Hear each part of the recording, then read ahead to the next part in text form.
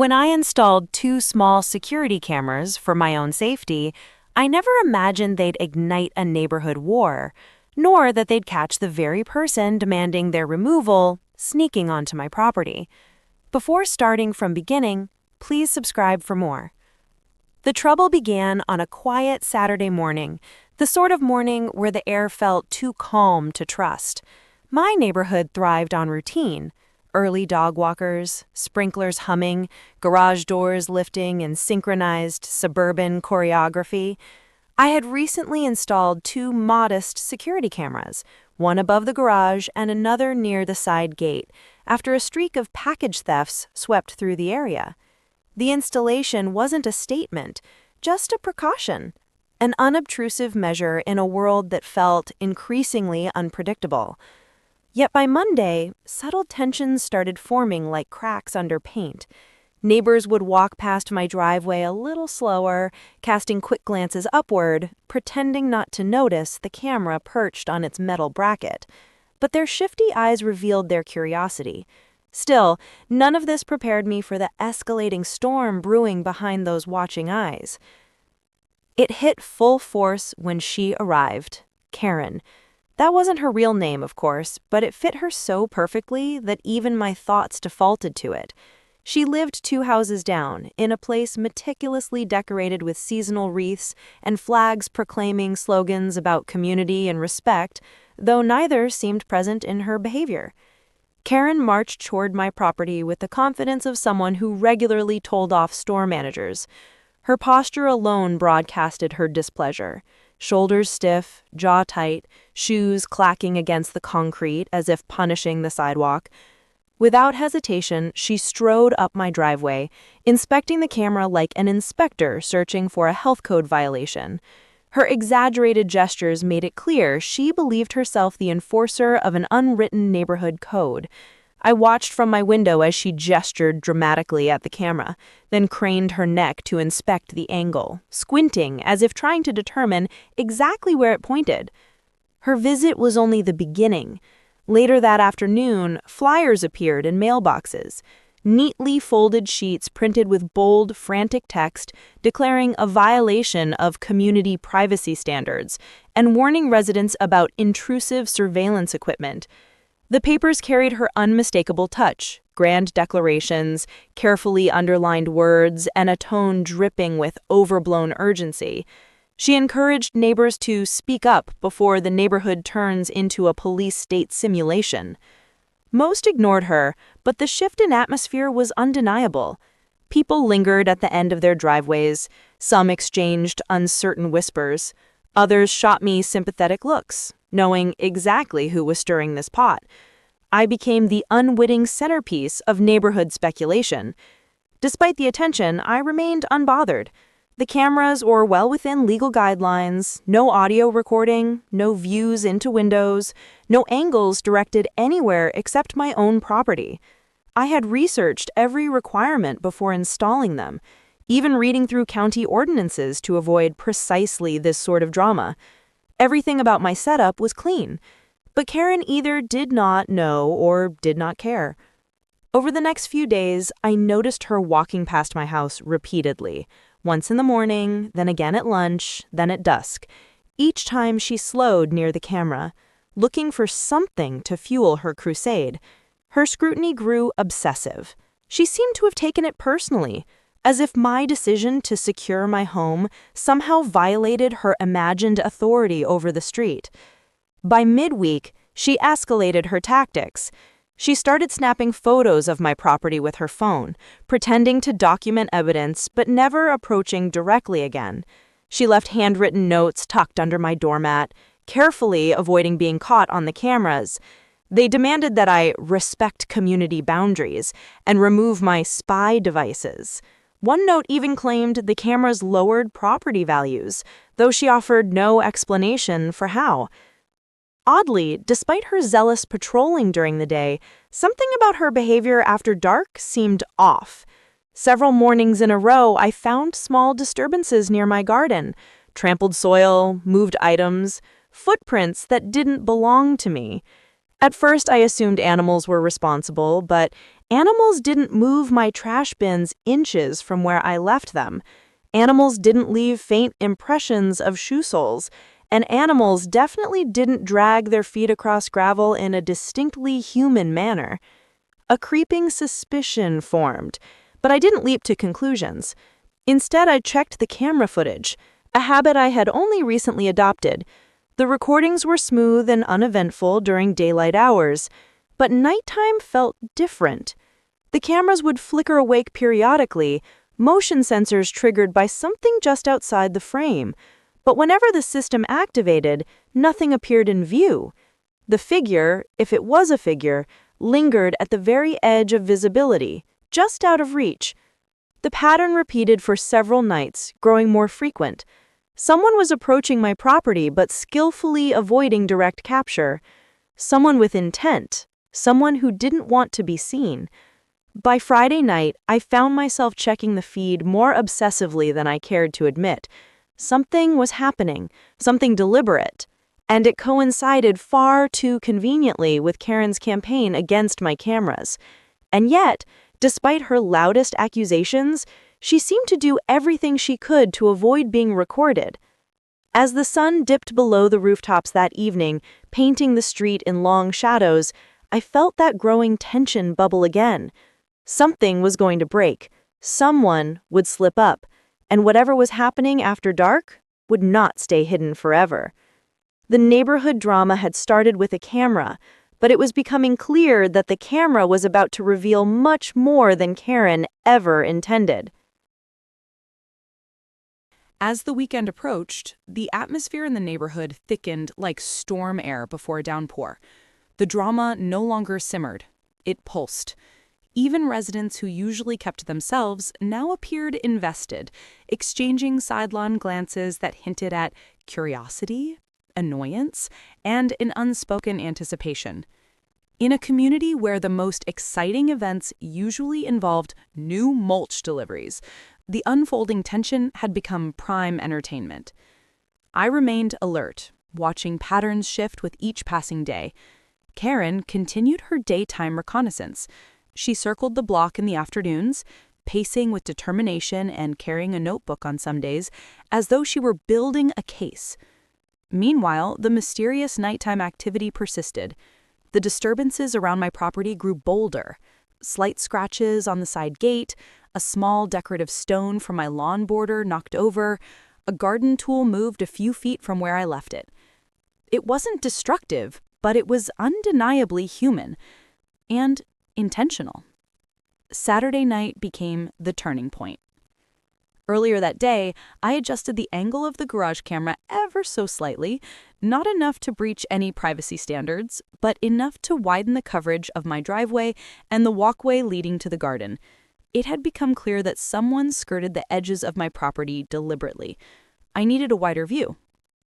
As the sun set and the street dissolved into twilight, I settled inside, keeping watch from my phone. Night dragged on uneventfully at first. A few cars passed, porch lights flickered on, sprinklers sputtered awake at their scheduled time. The neighborhood fell into its familiar nighttime lull. Then, close to 2 a.m., motion alerts pinged on my phone. My pulse quickened. The alerts were frequent, firing several seconds apart. When I opened the feed, the footage showed a faint, shadowy figure just at the edge of the driveway, too far to identify, but close enough to suggest intentional lurking. The figure retreated each time the infrared lights flickered to life, slipping just outside frame before the camera fully adjusted.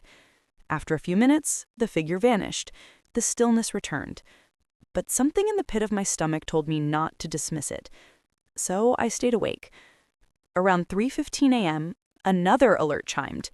This time, the movement occurred near the side gate. The camera caught only vague shapes, quick, darting motions that suggested someone deliberately moving low and out of sight.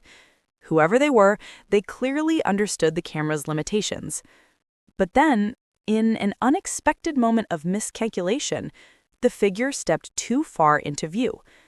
It lasted half a second, but it was enough. The camera captured a shoulder, part of a sleeve, and most importantly, a face angled toward the infrared light for just long enough to be unmistakably visible.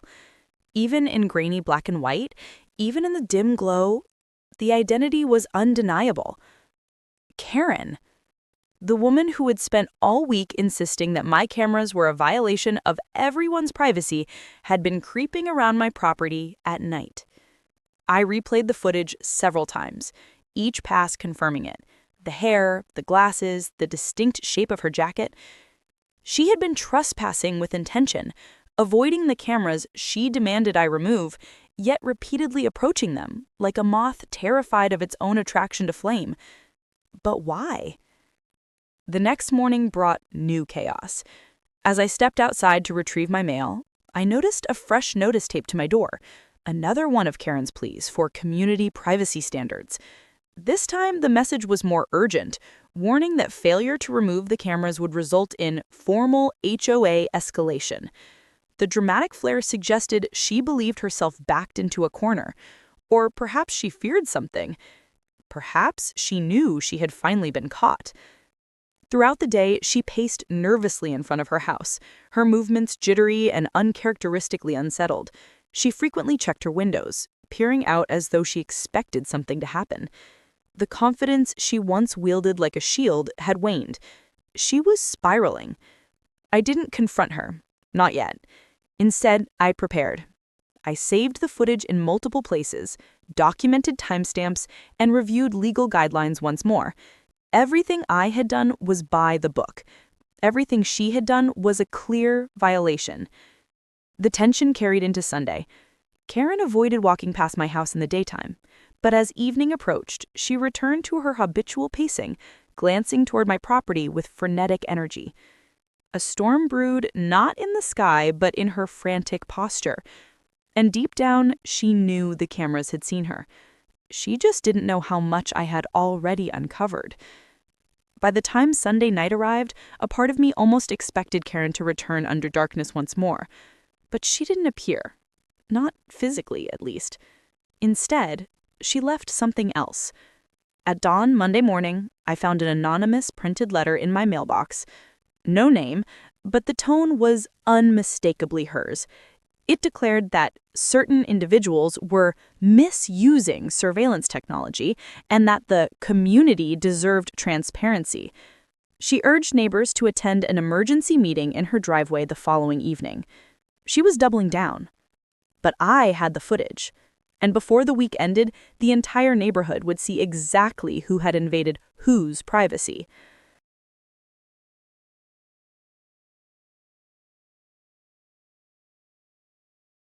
By Tuesday evening, anticipation crackled through the street like static before lightning strikes. Karen's driveway had transformed into the stage for what she called an emergency community gathering, though everyone understood it for what it truly was, a last-ditch attempt to regain control of a narrative rapidly slipping from her grip. Folding chairs lined her driveway with almost ceremonial precision. A table displayed printed handouts stacked in neat piles, each sheet undoubtedly packed with accusations dressed as concerns. Neighbors gathered gradually, drawn by curiosity more than commitment. Even those who typically stayed disengaged from neighborhood drama appeared, sensing that the spectacle unfolding tonight would be worth witnessing. I arrived quietly, standing toward the back, letting the murmurs settle around me. Eyes flicked in my direction occasionally, some sympathetic, some intrigued, others hungry for the entertainment that suburban monotony rarely provided. Finally, Karen emerged. She stepped out of her garage in a crisp blouse and stiff posture, clutching a clipboard like it granted her authority. The uneasy energy she displayed earlier in the week had been replaced by rehearsed poise, the kind worn by someone desperately trying to hide cracks under fresh layers of certainty. She began her presentation with sweeping generalizations about community standards and shared values. Her tone oscillated between faux concern and thinly veiled accusation, carefully stopping short of naming me directly. Her voice carried through the driveway with theatrical conviction as she described the dangers of residential security cameras, claiming they allowed homeowners to monitor neighbors without consent. The irony hung in the air thick enough to taste. She distributed copies of her printed arguments, emphasizing imaginary threats and exaggerating hypothetical scenarios in which cameras captured things that should remain private. Her neighbors listened quietly, some nodded, others exchanged skeptical glances. But something shifted when she attempted to introduce her proposed solution, a petition to require the removal of unregulated surveillance devices from the neighborhood. The shift came not through her words, but through the crowd's silence. A silence not born of agreement, but discomfort. People avoided her gaze. Some stared toward me, then looked away quickly. They sensed the tension between the narrative she pushed and the reality they suspected. It was then that I stepped forward. Not dramatically, not confrontationally, simply with calm certainty. The crowd parted slightly, attention turning toward me like a spotlight. Karen stiffened visibly, knuckles whitening around her clipboard. Her forced smile wavered. I spoke plainly, not accusing, not emotional, simply factual. I explained my reasoning for installing the cameras, citing the recent package thefts. I referenced the local ordinances, clarifying the legality of my setup. The neighbors listened intently, their expressions softening with understanding. Karen interjected occasionally, trying to destabilize my explanation with sharp questions, but each one only revealed her desperation. Her arguments lacked substance. Her interruptions, once confident, now sounded strained. Then I addressed the nighttime disturbances. Cautiously at first, describing the repeated trespassing, the movements near my gate, the disturbances left behind. The crowd leaned forward subtly, sensing the story's turn. Finally, I mentioned the footage. A ripple passed through the gathering. Even the air seemed to still. Karen's composure fractured. She tried to dismiss the claim, insisting it must have been a misunderstanding, perhaps someone else entirely. Her words stumbled over one another, her voice cracking under the weight of fear and denial. I didn't release the video publicly, not yet, but I described what it showed. A figure lurking at 2 a.m., avoiding the camera's view intentionally, pacing within feet of my gate, and the unmistakable half-second where the figure's face slipped into frame. Silence seized the driveway. Karen's expression collapsed. Her mouth opened without producing sound. The neighbors stared at her, their earlier curiosity now replaced by dawning realization. Her crusade against my cameras wasn't about privacy.